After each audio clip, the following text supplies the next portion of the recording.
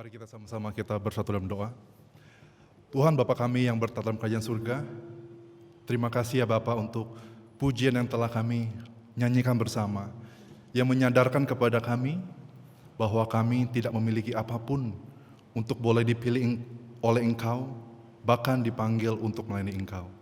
Tuhan, terima kasih karena Engkau telah menyadarkan kepada kami bahwa karena kasih-Mu, karena kemurahan-Mu, dan karena anugerah-Mu semata, kami boleh ada sebagaimana kami ada, kami boleh hadir ke tempat ini, datang menyembah-Mu dan bahkan mendengarkan firman-Mu. Dan bahkan kami boleh melayani Engkau. Tuhan, bukakan hati dan pikiran kami, supaya hati dan pikiran kami boleh dipersiapkan untuk menjadi lahan yang subur, untuk boleh ditabur kebenaran firman. Berkati baik hamba-Mu yang akan menyampaikan kebenaran firman-Mu, tutup bungkus hamba dengan kuat kuasa Roh Kudus-Mu, dan berikanlah hamba-Mu hikmat, sehingga setiap tutur kata yang disampaikan berasal daripada isi hati-Mu yang terdalam. Terima kasih ya Bapak, ini doa kami yang kami tutup di dalam nama Juru Selamat kami yang hidup, Yesus Kristus. Amin. Silakan duduk Bapak Ibu Saudara sekalian. Dan saya sekarang menyadari di sini harus tinggi sekali Bapak. Iya Bapak Ibu Saudara sekalian.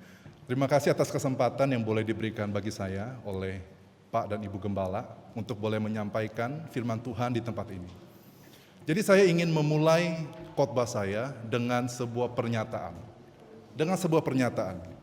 Karena menurut saya, ketika kita ingin mendalami, bahkan ketika kita ingin menggali kebenaran firman Tuhan secara khusus perumpamaan, sangat sulit apabila kita itu tidak melihat perkembangan narasi yang ada.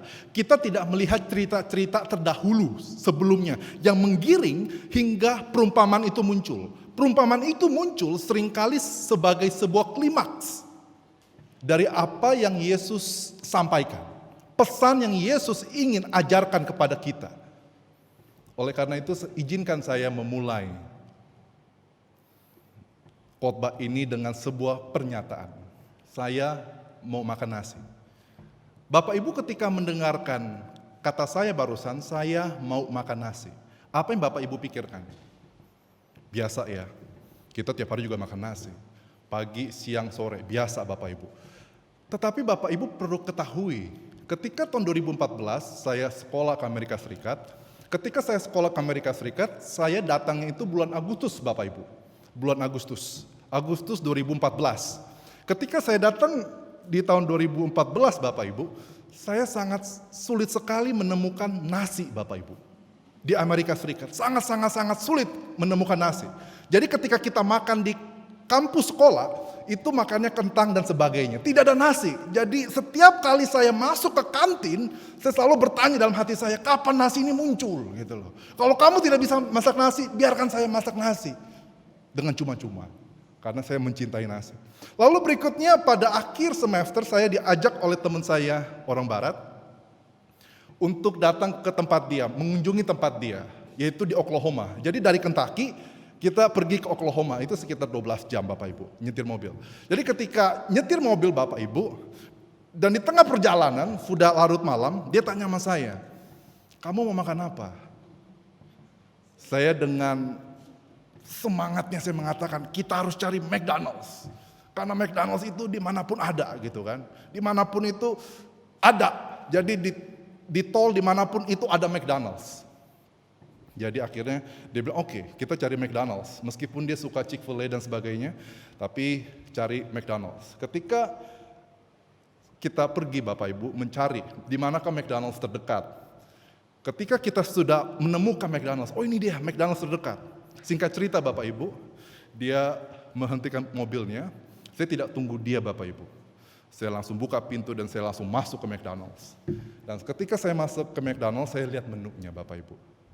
Hal yang saya pertama kali cari adalah nasi.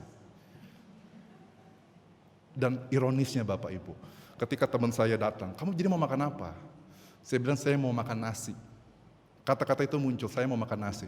Dan dia berkata, kamu apa-apaan, mana ada McDonald's nasi? Saya bilang, saya baru sadar, oh iya ya beda ternyata. Kita punya nama sama McDonald's, tetapi konteksnya beda. Di Asia Bapak Ibu, McDonald's itu ada nasi. Karena relevan. Tetapi kalau di Amerika Serikat, Bapak Ibu boleh datang McDonald's di Amerika Serikat, tidak ada itu namanya nasi Bapak Ibu. Di dalam McDonald's. Dan di situ Bapak Ibu, akhirnya saya sadar Bapak Ibu, wow, ini ternyata saya melakukan kekeliruan. Dan Bapak Ibu bisa lihat tidak? Ketika saya mengatakan saya mau makan nasi, itu konteksnya bisa berbeda.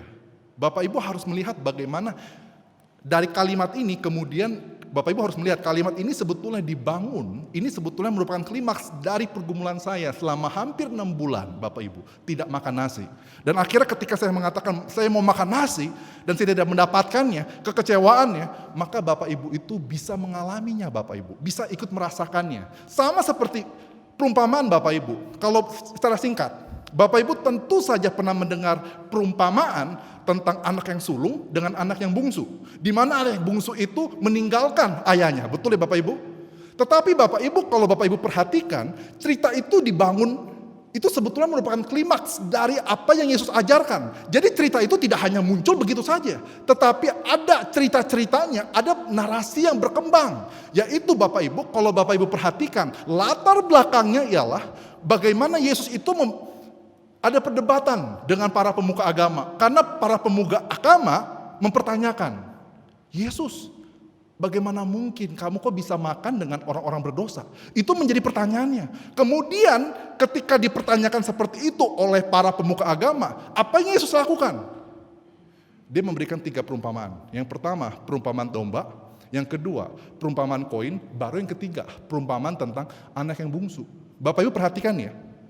Segala cerita, khususnya perumpamaan, itu tidak bisa dipisahkan daripada konteksnya, tidak bisa dipisahkan dari narasinya, tidak bisa dipisahkan dari cerita sebelumnya.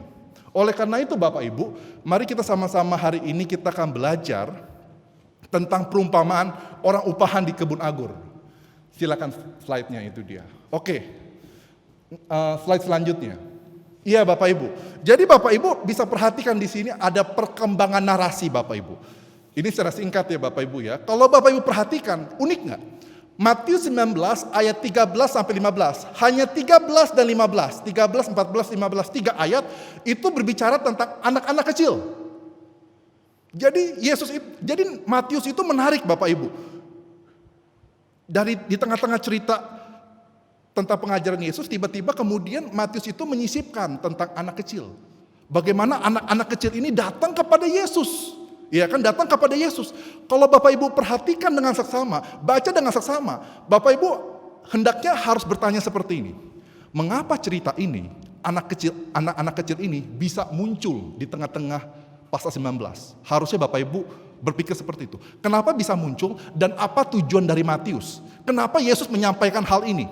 Sebelum masuk tentang perumpamaan para pekerja di kebun anggur. Kenapa? Karena sekali lagi, sebuah perumpamaan tidak bisa dipisahkan daripada cerita-cerita sebelumnya. Karena narasi itu berkembang, memimpin kepada klimaksnya. Nah Bapak Ibu, ini menarik ya Bapak Ibu ya. Perhatikan baik-baik, ini ada kata-kata kuncinya. Jadi Matius 19 itu menceritakan tentang anak-anak kecil yang datang kepada Yesus. Mereka datang kepada Yesus untuk ditumpangi tangan dan didoakan. Mereka datang, tetapi murid-muridnya berkata, "Hei, kamu pergi, kalian pergi." Tetapi Yesus menghimbau para muridnya, "Kamu jangan mengusir anak-anak kecil ini." Mengapa?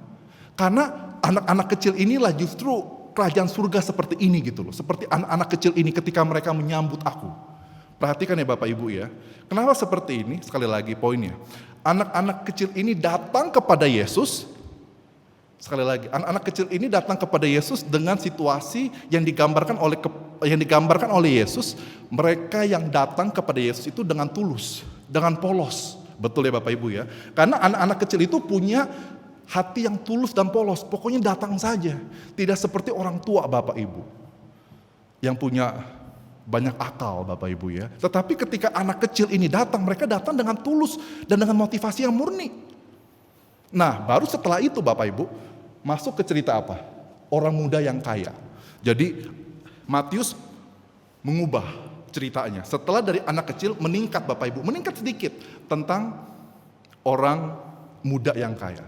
Jadi kalau Bapak Ibu perhatikan, saya hanya review aja. Anak muda yang kaya, oke? Orang muda yang kaya. Dan anak muda yang kaya ini ketika dia datang kepada Yesus, menariknya dikatakan apa? Guru. Dia bertanya, dia memanggil Yesus sebagai guru atau rabi, bukan sebagai Tuhan. Makanya Yesus mengatakan, mengapa engkau memanggil aku yang baik itu? Karena hanya Tuhan saja yang baik. Jadi dia katakan, hey, kalau sebetulnya kamu itu jangan memanggil aku guru, tapi panggil aku Tuhan. Nah itu dia Bapak Ibu. Tetapi menariknya begini, anak muda yang kaya ini datang kepada Yesus dan berkata, Guru, apa yang harus aku lakukan supaya aku memperoleh hidup yang kekal? Apa yang Yesus lakukan? Kalau Bapak Ibu perhatikan di dalam 10 hukum Tuhan, itu kebagi atas 2 ya. Kasihilah Tuhan Allahmu dengan kasihilah sesama manusia, betul ya? Yang menariknya, di dalam 10 hukum Tuhan, mana yang disebutkan terlebih dahulu? Kasihilah Tuhan Allahmu apa sesama manusia? Allahmu dulu ya, 1-4. Baru kemudian 5-10, kasihlah sesama manusia. Tetapi ketika Yesus menjawab pertanyaan anak muda yang kaya ini, bagaimana aku supaya bisa memperoleh hidup yang kekal, justru dibalik urutannya sama Yesus. Dibilangnya apa? Jangan membunuh, jangan berzina, jangan mengucapkan saksi dusta. Jangan apa Bapak Ibu? Jangan mengingini dan hormatilah ayahmu dan ibumu. Kalau kita semua Bapak Ibu, di dalam posisi seperti itu, hampir kita semua, kita pasti gagal. Setidaknya kita pernah mengucapkan saksi dusta. Apalagi ada jemaat-jemaat yang juga jago Bapak Ibu selingkuh ya. Gitu, semakin tua semakin jago selingkuh. Dan tekniknya makin lama makin hebat Bapak Ibu. Terus berikutnya Bapak Ibu, banyak sekali Bapak Ibu, bahkan tidak menghormati orang tua. Bahkan tidak, akhirnya Tuhan menyimpulkan kasihilah sesamamu manusia. Seringkali kita sangat sulit mengasihi sesama kita manusia. Adanya apa? Kita iri. Betul ya, kita iri Bapak Ibu. Tetapi yang menariknya begini Bapak Ibu. Ketika Yesus menyampaikan, hey, dibalik ya urutannya ya, kasihilah sesama manusia. Kemudian anak muda yang kaya ini mengatakan apa? Oh, aku sudah lakukan itu semua. Apalagi yang aku masih kurang. Kemudian Bapak Ibu dibalik ya. Jadi kalau 10 hukum Tuhan, Allahnya dulu, baru manusia. Tetapi Yesus mengatakan, oke, saya kasih dulu manusia. Saya kasih dulu peraturan bagaimana kamu memperlakukan sesama manusia. Ketika sudah lewat, apa yang dilakukan? Jual semua hartamu dan ikutlah aku. Betul ya? Juallah semua hartamu dan ikutlah aku. Ini menarik. Akhirnya apa yang menariknya Bapak Ibu? Menariknya itu ada 2. Yang pertama adalah Matius mencatat bahwa anak muda yang kaya ini meninggalkan Yesus. Ya kan, karena hartanya itu begitu banyak. Bukan hanya sekedar meninggalkan, tapi meninggalkan dengan sedih. Karena hartanya begitu banyak. Lalu berikutnya Bapak Ibu, itu menariknya. Jadi kesimpulannya apa? Kekayaan, ini dia menarik Bapak Ibu ya. Kekayaan jasmani, kekayaan duniawi menghalangi mendapatkan kekayaan surgawi. Bapak Ibu perhatikan ya, itu menariknya. Dan menariknya apa Bapak Ibu? Kisah orang muda yang kaya dan para murid di tengah-tengah itu diakhiri dengan kata-kata apa? Ini Bapak Ibu yang saya bikin yang biru-biru, yang tengah-tengah. Tetapi banyak orang yang terdahulu akan menjadi yang terakhir. Dan yang terakhir akan menjadi yang terdahulu. Betul ya? Kata-katanya seperti itu ya. Kemudian ketika kita masuk ke dalam Matius 20 ayat 1-16, diakhirinya dengan apa? Kata-kata apa? Mirip loh. Demikianlah orang yang terakhir akan menjadi yang terdahulu, dan yang terdahulu akan menjadi yang terakhir. Bapak perhatikan nggak? Kata-katanya sama, mirip. Kesimpulannya apa? Cerita-cerita ini saling berhubungan. Bapak Ibu nggak bisa memahami Matius 20 ayat 1-16 kalau Bapak Ibu tidak mengetahui bagaimana Yesus itu berinteraksi dengan anak-anak kecil dan kemudian dengan orang muda yang kaya. Bapak Ibu nggak akan bisa dapat powernya, nggak akan bisa dapat gitu loh. Perkembangan narasinya dan klimaksnya itu sebetulnya di dalam Matius 20 ayat 1-16. Bapak Ibu tidak tahu. Nah Bapak Ibu, jadi kesimpulannya begini. Anak muda ini gagal Bapak Ibu ya mengikut Yesus. Kenapa? Karena kekayaan duniawi itu menghalangi kekayaan surgawi. Jadi ketika dia memikirkan kekayaan duniawi, ya kan, ketika dia memikirkan pekerjaan dia, ketika dia memikirkan uang dia, ketika dia memikirkan investasi dunia dia, akhirnya dia mengatakan begini, aku tidak bisa ikut Yesus. Aku tidak bisa mengorbankan ini semua. Karena ketika aku ingin ikut Tuhan, Aku harus meninggalkan ini semua. Seringkali Pak Randy sampaikan, ya Bapak Gembala, Bapak Ibu, contohnya seperti ini gitu ya, meninggalkan gitu loh. Meninggalkan pekerjaan yang sekuler. Saya baru tahu juga, ternyata istrinya pun juga meninggalkan. Meninggalkan pekerjaan yang sekuler, ya kan bagi orang mengatakan apa? Oh ini kegilaan begitu ya, meninggalkan gitu loh. Bagaimana kamu itu mau melayani Tuhan? Apalagi sekarang dalam zaman yang COVID, semuanya itu serba susah. Kehadiran di gereja itu semakin lama semakin menurun. Bagaimana kamu kok meninggalkan pekerjaan dunia, justru kamu ingin melayani Tuhan, ingin mengikut Tuhan. Bagaimana ini? Kekayaan secara duniawi. Bagaimana kamu bisa melayani Tuhan kalau kamu tidak ada cadangan dana secara duniawi? Itu nggak mungkin. Jadi seringkali Bapak Ibu, hal-hal yang membuat kita itu sulit untuk mengikuti Tuhan karena kita begitu banyak perhatian terhadap kekayaan duniawi. Kita terlalu banyak hitung-hitungan. Apalagi saya Bapak Ibu ya, sebagai orang Cina, sebagai orang Chinese, hitung-hitungannya jalan Bapak Ibu. Orang Chinese, orang India itu cepat sekali Bapak Ibu. Kalkulasinya gitu loh. Kita cepat. Kita memang didesain oleh Tuhan seperti itu. Jadi Bapak Ibu, ini membuat kita itu akhirnya sulit untuk melayani Tuhan. Sama seperti dengan anak muda yang kaya ini. Jadi sulit melayani Tuhan. Karena apa? Karena sekali lagi kekayaan duniawi menggagalkan kekayaan surgawi. Makanya kenapa cerita anak-anak kecil itu diletakkan terlebih dahulu. Kalau kamu ingin melayani Tuhan, kamu harus mempunyai motivasi yang murni dan tulus. Seperti anak kecil, ikut Tuhan ya, ikut aja Tuhan gitu. Nggak mikirkan, ya kan? Kita anak kecil ketika kita ikut teman kita bermain bola. Dulu maaf kata ya, ketika saya waktu masih kecil, saya bermain bola. Saya nggak peduli tuh, jam 12 siang, saya nggak peduli Bapak Ibu, panas-panasan. Sampai mama saya mengatakan begini, kamu hitam sekali gitu loh. Kamu bukan kayak Cina lagi, dia bilang, kamu terlalu hitam. Kamu mungkin bukan anak mama gitu kan. Saya nggak peduli Bapak Ibu, tapi sekarang Bapak Ibu semakin tua ya, semakin kena sinar matahari. Ketika saya ke pantai, ke Florida, hitam sedikit, aduh saya langsung mikir, aduh Tuhan bagaimana ini kulit saya putih kembali. Gitu kan, kita udah banyak pikiran Bapak Ibu, motivasi kita, ini dia. Ketika kita semakin tua, semakin kita tahu banyak hal, ketika kita banyak pertimbangan, akhirnya membuat kita itu tidak punya motivasi yang murni. Sulit sekali untuk mempunyai motivasi yang tulus untuk mengikut Tuhan. Sangat sulit Bapak Ibu. Makanya diajarkan kita harus seperti anak kecil. Ketika kita ikut Tuhan, jangan mikirkan apapun. Jangan seperti anak muda yang kaya ini. Memikirkan apa? Kekayaan duniawi. Sehingga menggagalkan kekayaan surgawi. Kemudian setelah cerita tentang orang yang anak muda yang kaya ini, Yesus kemudian menjawab pertanyaan dari para murid. Matius kemudian mencatat pertanyaan dari para murid. Karena para murid bertanya seperti ini, "Hei guru, hei Yesus, kami udah tinggalkan semuanya loh." Dikatakan kami telah tinggalkan semuanya untuk mengikut Engkau. Perhatiin ya, meningkat ya. Meningkat ya Bapak Ibu ya. Dari anak muda yang tidak bisa meninggalkan kekayaan duniawi untuk mengikuti Yesus, tapi kemudian meningkat Bapak Ibu kepada para murid. Para murid sudah tinggalkan semuanya untuk mengikuti Yesus. Meningkat ya. Terus akhirnya para muridnya bertanya, apa yang kami dapatkan? Apa yang akan kami dapatkan? Apa yang kami dapatkan? Karena kami sudah tinggalkan semua. Yang menariknya adalah Bapak Ibu, Yesus itu kasih tahu. Bapak Ibu perhatikan ya, kamu akan bersama-sama dengan aku memerintah 12 suku Israel, dan kamu itu akan mendapatkan hidup yang kekal dan sebagainya. Itu ada dikasih tahu upahnya. Tapi Bapak Ibu perhatikan nggak?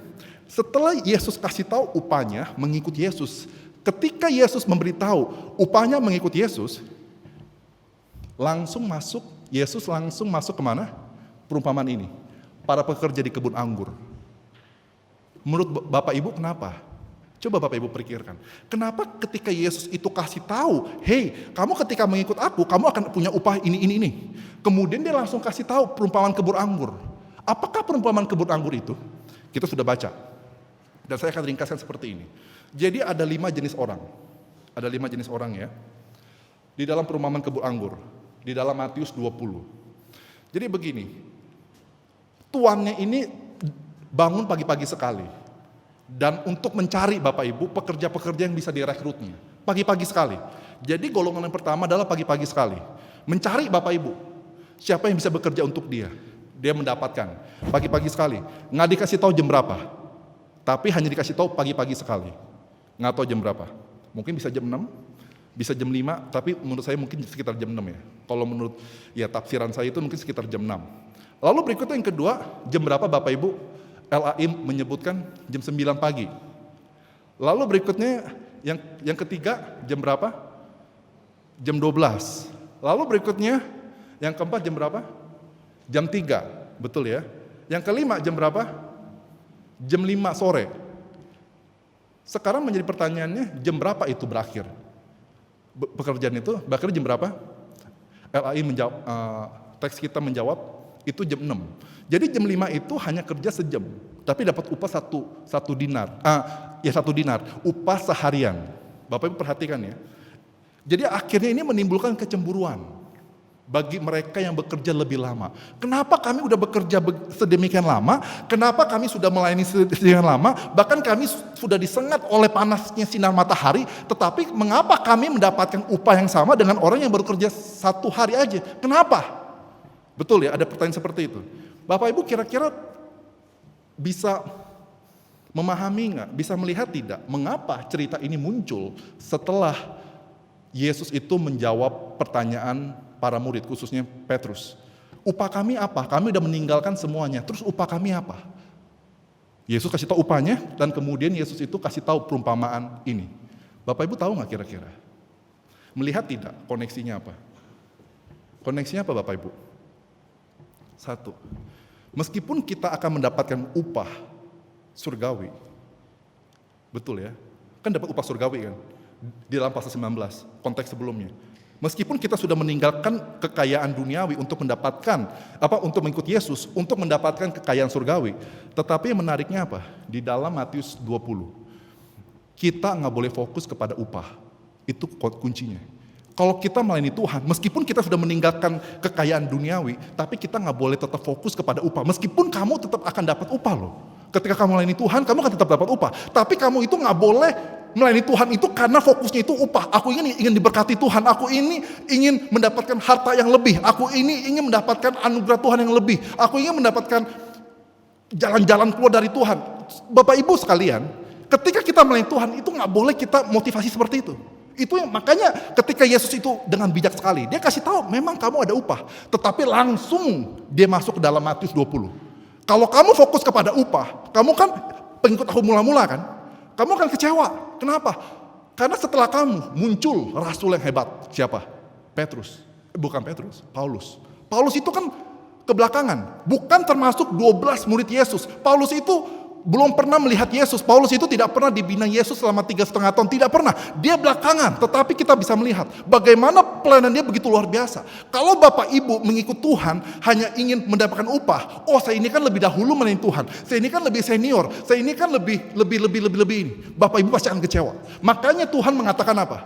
Kamu memang betul akan mendapatkan upah. Tapi jangan jadikan upah itu sebagai motivasi kamu melayani Tuhan. Karena kalau upah ini yang aku janjikan itu menjadi motivasi kamu untuk melayani Tuhan, kamu pasti akan kecewa, pasti. Bapak Ibu Saudara sekalian, di tahun 2000, saya lupa, mungkin 2015 ya, saya itu ada ambil Greek Exegesis, jadi bahasa Yunani ya, surat 1 Petrus, saya ambil Bapak Ibu, ya kan? Saya ambil. Jadi surat 1 Petrus itu termasuk bahasa Yunani yang cukup agak sulit di dalam perjanjian baru. Saya ambil itu. Ketika saya ambil itu, meskipun saya orang Asia, tetapi kemampuan bahasa Ibrani, Yunani saya itu diakuin di kampus, termasuk yang paling pintar. Jadi saya bangga dong, orang Asia bisa mengharumkan nama gitu kan. Bukan hanya orang Asia tapi orang Indonesia. Jadi ketika saya ambil kelas itu, banyak sekali Bapak Ibu, mahasiswi yang lain itu tanya ke saya, mau belajar sama saya. Salah satunya adalah teman saya orang Kanada. Ini salah satu teman dekat saya. Jadi dia belajar sama saya, ayo kita belajar yuk setiap hari Minggu. Minimal seminggu sekali di hari Minggu. Habis pulang gereja, kita ketemu untuk belajar bersama. Bukan belajar bersama, dia bilang saya mau belajar dari kamu gitu. Karena banyak hal yang saya tidak mengerti. Saya bilang oke.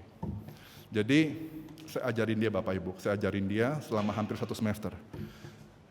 Tapi ada hal yang mengejutkan Bapak Ibu, ada 3 hal yang mengejutkan.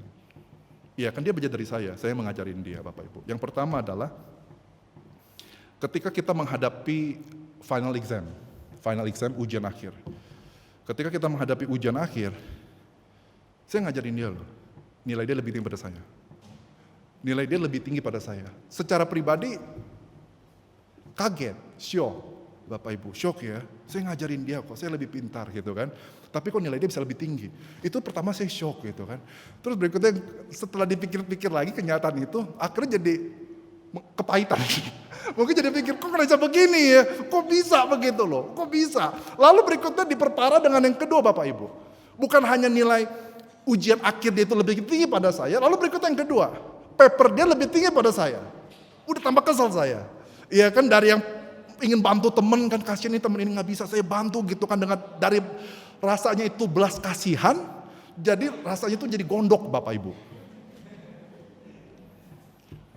Lalu berikutnya yang ketiga, nilai kita, nilai akhir kita, GPA kita. Saya dapat A minus, dia dapat A. Saya pikir, wow. Dan akhirnya saya itu sempat kecewa Bapak Ibu ya, saya sempat kecewa dan saya sempat bertanya kepada Tuhan gitu. Saya selalu evaluasi diri, meskipun ini ya jelas banget yang dosa ya. Tapi saya evaluasi diri, kenapa Tuhan? Akhirnya Tuhan mengingatkan pada saya, kamu itu terlalu fokus kepada kehebatanmu, kamu terlalu fokus kepada senioritas kamu terlalu fokus kepada jangka waktu kamu begitu lama, udah belajar bahasa Ibrani, Yunani, sampai begitu pakar, orang sudah puji kamu, sehingga kamu lupa gitu loh. Kamu itu menganggap diri kamu rendah hati, sampai kamu direndahkan oleh Tuhan, baru kamu sadar, aku itu ternyata tinggi hati. Dan saya sadar ternyata, wow, saya itu sangat sulit untuk menerima keberhasilan teman saya. Bahkan lebih hebat pada saya, mulut kita aja kan. Kita mengatakan, wah saya senang nih, ini junior saya. Itu dia, saya berani katakan. Sedikit sekali orang yang mengatakan itu, sungguh-sungguh merasakan itu. Banyak orang mengatakan gini, wah ini saya pengen, junior saya, ini junior saya, lebih hebat daripada saya. Tapi ketika dia benar-benar lebih hebat dari kita, wah itu tantangannya di situ Bapak Ibu. Ketika Tuhan menjawab doamu, juniormu itu lebih hebat dalam berkhotbah, lebih hebat dalam melayani, lebih hebat di dalam mengajar, lebih hebat dalam mengikut Tuhan. Ada apa Bapak Ibu? Kecemburuan. Makanya tadi kan dikatakan oleh Yesus, kamu iri hati kepada aku yang murah hati. Kita mulai iri Bapak Ibu, kita mulai membanding-bandingkan diri kita dengan orang lain. Jadi Bapak Ibu, sekali lagi, kalau kita ingin mengikut Tuhan, janganlah Bapak Ibu, fokusnya itu kepada upah. Ketika kita dapat upah, kita akan membanding-bandingkan. Kok Tuhan, aku udah bekerja sedemikian lama, aku udah mati-matian untuk Tuhan, aku udah melayani berapa puluh tahun, tapi ternyata hasilnya seperti ini. Sedangkan ada juniorku yang baru saja mulai, tapi sepertinya kok Tuhan lebih berbelas kasihan kepada dia, lebih bermurah hati kepada dia, sehingga dia kesannya itu lebih maju, lebih diberkati. Kenapa Tuhan? Ada apa dengan Tuhan? Ada apa dengan aku? Tapi Tuhan mengatakan, sekali lagi, kalau kamu ingin melayani Tuhan seperti apa Bapak Ibu? Seperti anak kecil itu. Yang ketika datang, itu dengan motivasi yang tulus, motivasi yang murni. Jangan biarkan kekayaan duniawi menghalangi kekayaan surgawi. Tetapi ketika kita sudah mengikut Tuhan, jangan biarkan upah itu, janji upah itu, berkat itu menjadi motivasi kita untuk melayani Tuhan. Biarlah kita mengatakan, Tuhan, apa yang terjadi, aku akan tetap melayani Tuhan sampai akhirnya. Sebelum saya pulang ke Indonesia, berapa minggu yang lalu, saya itu dididik Tuhan Bapak Ibu ya. Saya memang selalu dididik Tuhan, tapi 1 tahun terakhir dari tahun 2021 hingga tahun 2022, itu saya dibentuk Tuhan itu luar biasa beratnya. Papa saya meninggal, itu berat, tapi tidak begitu berat. Sampai akhirnya yang kedua, mama, tanda kutip ya, mama angkat saya itu pun meninggal. Yang paling berat itu adalah ketika mama angkat saya itu meninggal. Karena saya itu dengan dia itu begitu banyak kesamaan, kita itu bicara pelayanan apa yang kita mau lakukan untuk Indonesia dan sebagainya, kita itu sangat cocok. Jadi ketika saya kehilangan dia, saya itu kehilangan teman visi. Bagi saya, orang-orang seperti saya hidup saya itu nggak berarti kalau saya itu nggak dapat visi. Saya itu nggak tahu arah tujuan saya mau kemana, itu saya habis itu, hidup saya habis. Jadi saya nggak bisa hidup kayak begitu. Jadi dan Tuhan itu seakan-akan gitu ya, terus membentuk saya, menggodok saya, luka demi luka, kesedihan demi kesedihan, pergumulan demi pergumulan, tantangan demi tantangan saya terus alami. Dan akhirnya saya berkatakan, Tuhan, mengapa Tuhan saya sudah mengikut Tuhan, tapi kok makin lama makin berat, makin berat. Sampai akhirnya saya harus ketika bangun pagi aja tuh saya harus menyeret seolah-olah. Saya harus menyeret diri saya, Tuhan apalagi masalah apalagi, Tuhan pergumulan apalagi. Tuhan kenapa saya ikut Tuhan itu kok, saya udah ikut Tuhan itu udah all out, tapi kenapa tetap terus makin lama makin berat. Akhirnya Bapak Ibu, Tuhan terus memproses saya sampai satu titik. Di tahun ini, saya sampai mengatakan begini, Tuhan, saya sudah terbiasa dengan tekanan, saya sudah terbiasa dengan pergumulan, saya sudah terbiasa dengan kesedihan, saya sudah terbiasa dengan sakit hati. Tapi saya ngomong begini, Tuhan, apapun yang Tuhan ingin saya lakukan. Bapak Ibu perhatikan ya, Ibrani pasal 11. Pasal 11 itu ada dua jenis orang. Yang pertama, orang yang diberkati Tuhan. Mereka berdoa kepada Tuhan, Tuhan menjawab doa mereka diberkati. Lalu berikutnya yang kedua, jenis orang yang kedua, ada orang yang udah percaya sama Tuhan, berdoa kepada Tuhan, meminta pertolongan sama Tuhan. Dijawab nggak doanya? Enggak. Bahkan matinya apa? Digergaji. Bapak Ibu matinya itu bukan dipotong pakai pisau biasa, digergaji. Yang harusnya digergaji itu digergaji untuk kayu, tapi digergaji untuk tulang Bapak Ibu. Mereka matinya digergaji, dimakan binatang buas. Dan Tuhan tanda kutip tidak menyelamatkan mereka. Dan saya sampai bilang gini, Tuhan, meskipun saya harus matinya seperti itu, mengikut Tuhan saya harus hancur-hancuran, tapi saya akan tetap mengikut Tuhan. Meskipun saya tidak mendapatkan upah seperti apa yang Tuhan janjikan kepada saya gitu loh, tapi saya akan tetap mengikut Tuhan. Saya mengikut Tuhan bukan karena apa yang akan Tuhan berikan kepada saya, tapi saya ikut Tuhan karena Tuhan. Karena apa yang Tuhan sudah berikan bagi saya, yaitu apa? Yesus Kristus. Dan saya akhirnya mikir begini, Yesus, bayangkan, Bapak Ibu, dia turun ke dunia, itu gak mudah loh. Dari Bapak Ibu ya, dari yang surga yang begitu luar biasa turun ke dunia. Saya saja Bapak Ibu, jangankan bilangkan Tuhan lah, dari surga turun ke dunia. Saya sesama dunia aja berat, contoh. Saya itu orang Jakarta Bapak Ibu ya. Banyak orang mengatakan Cijek itu adalah Cina Jakarta. Saya ketika Cina Jakarta Bapak Ibu, pergi ke pedalaman Kalimantan, waduh berat Bapak Ibu. Udah berat, udah panasnya minta ampun. Menyengat Bapak Ibu, udah menyengatnya minta ampun, ketemu binatang-binatang, serangga-serangga yang tidak pernah saya jumpai di muka bumi. Ada semua di situ. Wah saya kaget Bapak Ibu. Dan saya ketika saya, jangankan surga dunia ya, sesama dunia aja saya udah gak bisa bertahan hidup. Saya bilang, Tuhan saya pengen pulang. Waktu itu saya masih muda, bilang, Tuhan saya gak bisa hidup misi. Bahkan teman saya, ibu-ibu ya, dia makan begini, saya tahu sekarang. Panggilan saya bukan di desa, dia bilang begitu. Panggilan saya bukan di desa, karena sulit Bapak Ibu. Itu masih sesama dunia, masih sesama Indonesia, tapi sudah sulit. Dan saya mikir Tuhan korbankan dirinya dari surga turun ke dunia untuk kita.